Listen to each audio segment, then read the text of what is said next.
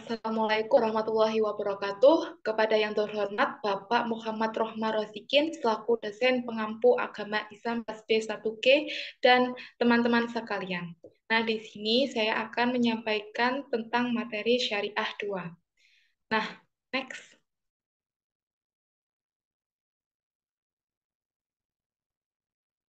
Di sini saya Sinta Septiana dari jurusan atau prodi akuntansi dari FEB. Next. Nah, yang pertama yaitu fikih di masa Rasulullah. Nah, sebelum pada bab ini, nah marilah kita terlebih dahulu tentang mazhab. Nah, apa sih mazhab itu? Mazhab itu adalah aliran dalam fikih Islam. Jadi ada perbedaan yang terdapat dalam fikih, maka masing-masing kelompok yang berbeda secara fikih itu dinamakan mazhab. Nah, kalau perbedaan pendapat dalam akidah tetapi tidak mengeluarkan seseorang dari Islam, maka disebut dengan syurqah. Nah, kalau sudah menyimpang dalam agama Islam, maka disebut dengan agama baru. Ini di Indonesia sendiri ada empat mas yang diantaranya yaitu pertama mazhab Syafi'i, yang kedua mazhab Hambali, yang ketiga mazhab Hanafi, dan yang keempat adalah mazhab Syafi'i. Nah, yang pertama adalah fikih di masa Rasulullah. Nah, subbab yang pertama adalah Rasulullah hijrah ke Mekah. Kaum muslimin sudah belajar fikih itu semenjak Rasulullah diutus. Dan saat hidup Rasulullah adalah saat salah satu sumber fikih bagi kaum muslimin. Karena beliau itu diutus untuk mengajari manusia, untuk menunjukkan karakter fikih adalah saat dimulainya Rasulullah SAW hijrah ke Madinah. Nah, karena saat hijrah ke Mekah, meskipun satu atau dua yang berkaitan dengan fikih, tetapi belum membentuk ilmu fikih pada waktu itu. Mengapa? Karena di Mekah, di kota Mekah ini banyak tekanan-tekanan yang berkaitan tentang akidah, dan di Mekah ini selain ada tekanan-tekanan dan itu juga ada zaman jahiliyah. Nah, uh, misalnya tuh di Al-Quran itu turun di Mekah itu 2/3 itu banyak yang mengurus tentang akidah dakwah kepada Islam. Nah, kalaupun ada syariat yang masih baru pionirnya itu belum membentuk ilmu fikih. Misalnya larangan untuk berzina, larangan hidup-hidup, larangan untuk mengurangi dan begitu banyak. Nah, uh, bentuk umum membentuk fikih itu secara detail. Lalu saat hukum-hukum terkait tentang diri mereka tentang masyarakat, secara detail Al-Quran yang diturunkan di Madinah adalah benar-benar secara fikih. Kemudian pada saat Rasulullah SAW hidup, tidak ada satupun yang berani memberikan pendapat hukum karena Rasulullah SAW berhak menjelaskan hukum bukan sahabat. Adapun riwayat-riwayat yang diberi ijtihad saat masih hidup itu maka tidak menunjukkan ijtihad mereka menunjukkan hukum, tetapi menunjukkan pemahaman dalam syariat berdasarkan pemahaman Rasulullah. Nah, fikih di masa Rasulullah itu tidak ada istilah. Kalaupun itu ada istilah itu bukan esensial sifatnya. Kemudian next fikih di masa sahabat. Nah, adapun kondisi fikih setelah Rasulullah Shallallahu Alaihi Wasallam wafat. Nah, bagaimana sih kondisi fikih setelah Rasulullah Shallallahu Alaihi Wasallam wafat? Nah, setelah Rasulullah Shallallahu Alaihi Wasallam wafat, para sahabat ini merasa atau memandang berkewajiban untuk menyebarkan Islam. Di antaranya adalah dengan menyebarkan fikih. Mengapa? Karena fikih itu tidak mungkin bisa didapatkan kecuali oleh ahli Quran dan ahli sunnah. Maka dengan adanya itu, para sahabat itu secara otomatis juga menyebarkan sunnah sebagai sumber hukum. Ketika di masa sahabat ini, maka ada masalah-masalah baru dalam kehidupan yang membutuhkan pecahan hukum, yang harus mengetahui sumber hukumnya, apa karena tidak pernah terjadi di masa Rasulullah. Akhirnya para sahabat itu mulai memberikan fatwa, hukum berdasarkan pemahaman mereka. pemahaman mereka terhadap Al-Quran dan As-Sunnah. Mengapa? Karena itu tidak boleh ada masalah yang timbul tanpa adanya hukum syariah. Islam itu diwajibkan atau diterapkan sebagai seluruh problematika kehidupan. Adapun metode mereka berfatwa adalah dengan mengambil nas secara langsung. Memang jika kalau ada yang menjelaskan masalah tersebut, tetapi kalau misalnya tidak ada lafaz yang jelas yang mengatur masalah itu, maka mereka akan bertumpu pada uh, maaf sebelumnya. Tetapi kalau misalnya tidak ada lafaz yang jelas yang mengatur masalah itu, maka mereka akan berijtihad. Saat mereka berijtihad, mereka juga bertumpu pada nafs dan mereka juga bertumpu pada intensitas mereka kepada Rasulullah SAW, intensitas interaksi mereka dengan Rasulullah SAW, pengetahuan mereka tentang asbabun nuzul, termasuk penerapannya. Mereka juga melakukan hiat. Nah, mereka ini tidak mau menjadikan jarbul soleh dan jarbul musofik. Nah, apa sih yang dimaksud dengan jarbul soleh dan jarbul musofik? Nah, jarbul soleh adalah menarik kemaslahatan, sedangkan jarbul musofik adalah menolak kerusakan. Jadi yang membuat standar sesuatu itu bermanfaat atau berbahaya itu tidak terikat oleh kiat hukum.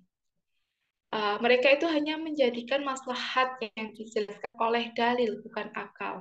Nah, di antaranya contohnya adalah kisah sahabat itu sangat berhati-hati dalam memberikan fatwa hukum, dan mereka juga terikat hukum hukum syarak seperti orang seperti kisahnya Umar bin Khattab dalam suatu kajian berikut ini. Nah, pada zaman dahulu itu ada seorang perempuan yang telah memiliki suami, tetapi si perempuan ini juga memiliki kekasih gelap. Nah, pada suatu hari ketika suaminya itu pergi keluar dan perempuan ini apa sedang perbuatan yang tercela kepada uh, si kekasih gelapnya ini. Nah, kemudian perbuatan ini diketahui oleh anaknya. Kemudian perempuan ini tidak mau jika perbuatan itu diketahui oleh suaminya. Akhirnya si perempuan atau ibu tiri dari anak tersebut membunuh anak tersebut. Kemudian memasukkan kepada sumur dan mayatnya itu diketahui ketika dikerubungi oleh lalat hijau. Nah, kemudian si ibu tiri itu apa kayak berpura-pura ketika bahwa dia itu bukan yang membunuhnya dan ternyata dialah yang membunuhnya. Kemudian eh, dengan adanya permasalahan ini, Ali memberikan perumpamaan kepada Umar bin Khattab. Nah, perumpamaannya adalah bagaimana jika ada sekelompok orang yang mencuri unta, apakah sekelompok itu akan dipotong tangannya? Maka Umar menjawab, ya. Ini riwayatnya dalam Mustamak Abdul Razak. Nah, mereka juga dikenal dengan serius mencari dalil dan tidak segan-segan bertanya kepada kaum muslimin jika masih ada kemungkinan muslimin yang tahu ada hadis Nabi yang terkait masalah tertentu. Jadi, mereka itu tidak mau bertanya sama di kaum muslim ada yang tahu dalilnya persoalan tertentu. Dengan cara seperti itulah para sahabat umumnya memutuskan suatu hukum dan fatwa atau memberikan ijtihad mereka itu saling merujuk satu dengan yang lain. Kemudian ada unsur diskusi, musyawarah, saling mengeluarkan pendapat atau perdebatan tentang persoalan tertentu. Nah, kemudian setelah muncul final fatwa hukum terkait tentang persoalan itu, maka dengan cara berdiskusilah mereka akan menemukan pemecahan dari permasalahan tersebut. Dengan cara seperti itulah maka wajar jika istilah zaman itu sangat kecil. Kemudian setelah itu terjadilah sukuh atau pengakuan-pengakuan. Dengan adanya ini sahabat tersebar ke berbagai tempat. Nah, maka pertemuan sahabat-sahabat itu menjadi sulit.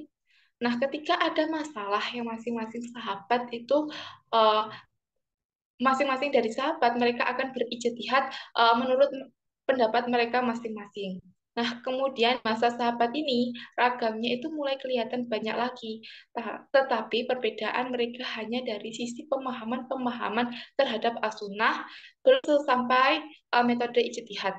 Nah, adapun metode semua sahabat adalah sama dengan menjadikan al-sunnah dan Al-Quran menjadi dalil. Nah, kemudian mencari naf itu jika belum ketemu. Kemudian maslahat itu dapat diakui jika ada dalil dan memakai kiat yang telah dinyatakan dalam dalil itu. Dengan adanya metode yang sama, pengaruh fikihnya itu tidak memberikan pengaruh yang negatif, tetapi membuat fikih itu semakin berkembang, luas, dan semakin bermanfaat bagi umat. Nah, ini juga dijelaskan dalam menurut Abani di halaman 373 sampai 374 tentang istilah sahabat. Nah, kemudian next. Yang kemudian adalah fikih di masa tabi'in. Metodenya ini tidak berbeda dengan sahabat, hanya saja ada tambahan sumber. Tapi itu hidup di masa di mana mereka juga fatwa-fatwa sahabat. Oleh karena itu, tidak salah di samping Al-Quran dan hadis, mereka juga mempertimbangkan fatwa-fatwa sahabat yang ada di berbagai tempat itu. Sehingga di zaman tabi ini, kalaupun ada istilah kecil, juga istilah tidak berpengaruh dalam kehidupan dan tidak membentuk mazhab. Jadi bisa disimpulkan secara fikih itu di masa Rasulullah ada di masa tabi'in, masa sahabat, istilah fikihnya itu sedikit baik dan hanya dalam hal pemahaman, belum sampai metode ijtihad. Nah, di masa tabi'in ini barulah terbentuk mazhab-mazhab. Di zaman tabi'in itu baru terbentuk mazhab karena istilahnya itu bukan hanya segi pemahaman, tetapi sudah mengarah pada metode ijtihadnya. Nah, dan sumber-sumber yang dijadikan dalil as-sunnah. Nah, di sini ada dua peristiwa fikih yang melahirkan mazhab, yaitu fitnah pada Utsman atau tragedi Utsman. Kemudian yang kedua adalah munadoroh atau perdebatan di kalangan umat. Next.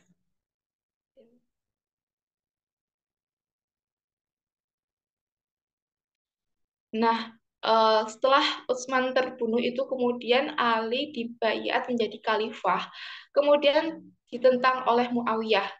Kemudian terjadilah perang antara Ali dan Muawiyah. Kemudian berakhir dengan Majelis Takim. Dari Majelis Takim ini muncullah para politik-politik yang awalnya hanya membahas fikih terkait ulama, lalu meluas menjadi cabang-cabang fikih yang lain. Di zaman fitnah itu, ada sekelompok orang yang tidak senang oleh politik, Utsman dalam menjalankan kekhalifahannya. Mengapa kok tidak senang? Karena kelompok ini juga uh, karena kelompok ini selain tidak senang kepada pemerintahan Utsman, mereka juga tidak sudah kepada Ali karena menerima majelis hakim. Nah, ini juga tidak senang kepada Muawiyah karena merebut kekuasaan dengan senjata. Akhirnya memutuskan tidak memihak mereka semua. Mereka sendiri berpendapat khalifah itu mestinya harus dibaiat oleh kaum muslimin yang murni karena pilihan mereka tanpa paksaan. Mereka berpendapat semua orang itu berhak untuk memilih khalifah selain dalam tata Al-Quran dan As-Sunnah. Kelompok ini tidak mau mengambil hukum yang tidak berdasarkan hadis yang diriwayatkan oleh Utsman, Ali, Muawiyah. Mereka hanya mau mengambil pendapat dari ulama-ulama mereka dan orang-orang yang menjadi mereka ridhoi. Nah, mereka juga disebut dengan golongan Khawarij. Nah, yang kedua itu ada pula kelompok yang mencintai Ali dan keturunannya. Nah, mereka itu berpendapat bahwa Ali dan keturunannya itu yang berhak memegang kekhalifahannya. Nah, kelompok ini disebut kelompok ini seperti Khawarij yang menolak hadis-hadis dan fatwa-fatwa. Mereka hanya menerima dari ulama-ulama mereka. Kelompok ini disebut dengan Syiah. Sementara mayoritas kaum muslimin yang disebut oleh ahli sunnah berpendapat bahwa khalifah itu harus dari Quraisy. Karena selama masih ada, semua sahabat itu dihormati, dicintai, dan dibela. Semua hadis fatwa itu sahabat itu diterima. Nah, jadi hukum dalam fikih mereka itu berbeda dengan parpol-parpol yang lain karena adanya perbedaan dari sisi metode. Kemudian sebab adanya munadarat atau perdebatan di antara ulama-ulama itu ada pun yang terkenal adanya perdebatan Radiyah bin Abdurrahman dan Muhammad Asyihab Ashuri yang akhirnya banyak sukoha yang meninggalkan majelis Rodiyah, kemudian menamai Rodiyah Ar-Ra'i. Nah, karena Azuri itu masihnya ahli hadis, dan kemudian Rodiyah itu masih An-Nurai. Nah, kemudian muncullah metode ijtihad. Pada pertengahan abad kedua Hijriah, kira-kira tahun 150 Hijriah, metode-metode yang itu semakin menonjol dan tabiin yang memiliki majelis ijtihad itu diikuti oleh ulama. Nah, untuk generasi selanjutnya semakin luas karena menyangkut sumber-sumber dalil dan makna. Dan dari sinilah kemudian lama-lama terbentuklah mazhab-mazhab.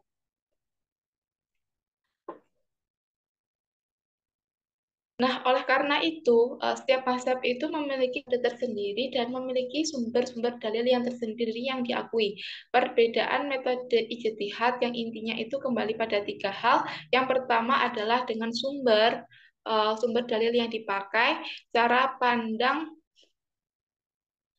cara pandangnya terhadap nafsu, pemaknaan bahasa. Nah, kemudian di sini itu ada sebab empat perkara. Yang pertama adalah perbedaan kevalitan menentukan asunah sebagai standar mertajid as-sunnah. Misalnya Anda dalam menerima hadis mursal dan ada yang menolaknya. Kemudian yang kedua adalah perbedaan sikap fatwa para sahabat. Ada ulama di zaman tabi'in yang menjadikan fatwa sebagai dalil dan ada juga yang menjadikannya tidak dalil. Nah, hanya sebagai bahan pertimbangan. Jadi fatwa sahabat itu diambil ambil yang tidak sesuai dengan Al-Quran dan Sunnah. Kemudian adalah yang keempat adalah perbedaan khiyat. Nah, perbedaan khiyat di sini uh, ada yang menerima dan juga ada yang menolaknya. Kemudian yang keempat itu tentang sebentar, mohon maaf sebentar. Nah, yang keempat itu tentang perbedaan sikap terhadap ijma. Nah, di sini juga ada yang menerima dan yang menolaknya. Kemudian next.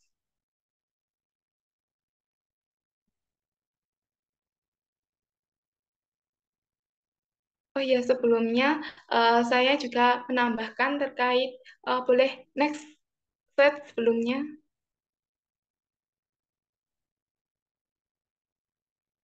Tentang pindah mazhab itu apakah itu tercela?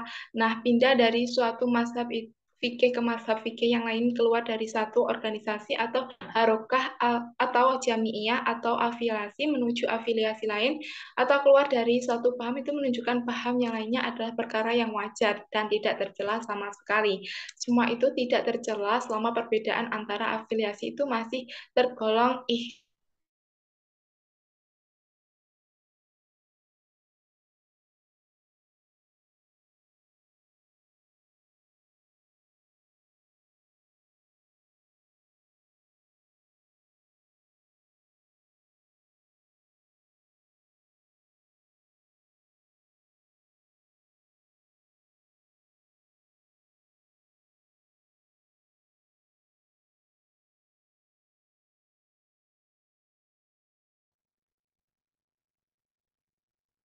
Ya, Sinta kayaknya keputus deh. gak apa-apa,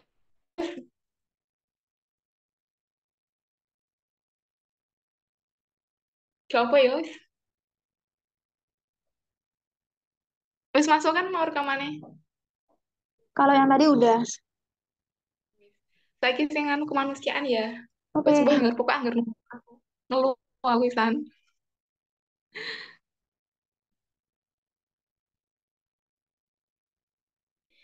Nah, kemudian tentang bab pindah mazhab, apakah itu perbuatan yang tercela? Nah, pindah dari satu mazhab ke mazhab fikih yang lain keluar dari satu organisasi atau harokah atau jamiah atau afiliasi menuju afiliasi lain, keluar dari satu paham menuju paham yang lainnya adalah perkara yang wajar dan tidak tercela sama sekali. Semua itu tidak tercela selama perbedaan antara afiliasi itu masih tergolong ikhtilaf syar'i. Nah, perbedaan muktabar dan perselisihan yang tidak mengeluarkan dari Islam atau menjatuhkannya pada kelompok ahlul bid'ah. Pindah paham semacam ini selama motivasinya adalah karena ingin memegang kebenaran, maka bukan hanya tidak tercela, tetapi itu justru kemuliaan dan lebih dekat dengan ketakwaan. Apalagi jika pindah mazhab tersebut adalah berpindah dari afiliasi batil menuju afiliasi hak. Nah, kemudian semua hal yang di duniawi yang dirancang untuk membuat seseorang itu tetap bertahan secara membuta dalam sebuah afiliasi itu bagi orang yang imannya kuat.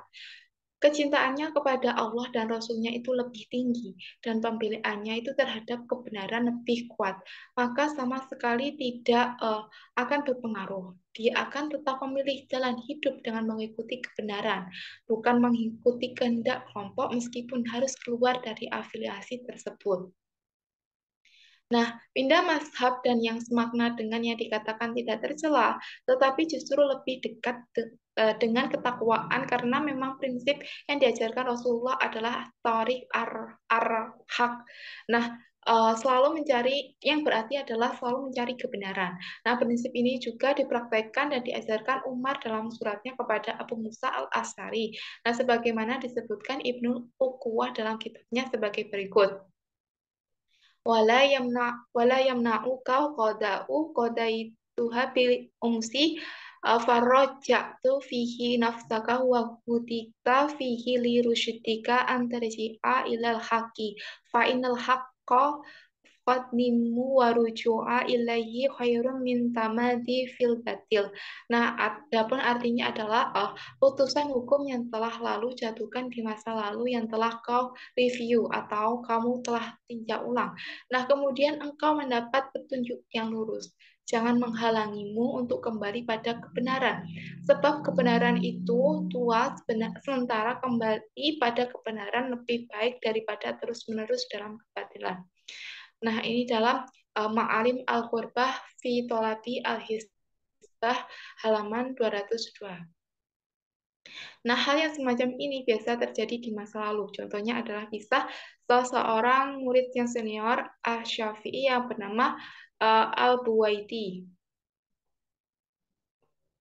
Nah, kemudian adapun dalam pernyataan Al-Buwaiti yang menarik telah diceritakan oleh As-Subaki adalah sebagai berikut. Yang artinya itu As-Syafi'i itu datang ke negeri kami yang Mesir. Negeri kami, nah beliau itu banyak membantah pendapat-pendapat Malik. Aku jadi mencurigainya dan aku terus mengalami kebingungan. Aku pun banyak sholat dan berdoa dengan harapan Allah menunjukkan kepadaku mana di antara keduanya yang membawa kebenaran. Lalu aku bermimpi bahwa kebenaran bersama As-Syafi'i, setelah itu lenyaplah apa yang kurasakan. Nah, di sini ada beberapa pelajaran penting. Yang pertama adalah ikhtilaf fikih itu bukan cerita, maaf sebelumnya. Poin pertama adalah ikhtilaf fikih itu bukan celah, tidak menunjukkan perpecahan asalkan dijaga adab ikhtilafnya. Yang kedua adalah berpindah mazhab itu bukan bermakna pengkhianatan dan bukan pula aib. Kebenaran itu lebih banyak diikuti, bukan pribadi. Jika keluar dari mazhab saja bukan celaan, apalagi keluar dari organisasi yang pada umumnya mencerminkan mazhab tertentu atau ramuan dari berbagai mazhab. Nah, seseorang itu yang akan sanggup berpindah mazhab yang didorong semangat menemukan kebenaran, bukan sekedar asal keren apalagi niat eksis. Nah, kemudian pada poin selanjutnya adalah dalam ikhtilaf fikih itu pasti ada satu kebenaran, namun ijtihad yang satu itu dimaafkan. Kemudian Kadang-kadang orang itu baik ketika dikritik pendapatnya, maka reaksi awalnya adalah curiga terlebih dahulu. Kemudian poin yang berikutnya adalah kadang-kadang petunjuk kebenaran itu datang melewati mimpi. Dan yang terakhir adalah menghadapi perbedaan pendapat kemudian bingung, itu manusiawi. Nah, jika ingin selamat maka mintalah petunjuk kepada Allah dengan sungguh-sungguh. Nah, kemudian kita dapat menyimpulkan bahwa pindah mazhab atau afiliasi hanya mungkin dilakukan oleh orang-orang yang belum akut fanatisme kelompoknya. Jika sudah akut tasawuf atau fanatisme itu, maka seumur hidup dan sampai mati mustahil akan menjadi perpindahan mazhab atau afiliasi. Sekian dari presentasi saya, kurang lebihnya mohon maaf. Wassalamualaikum warahmatullahi wabarakatuh.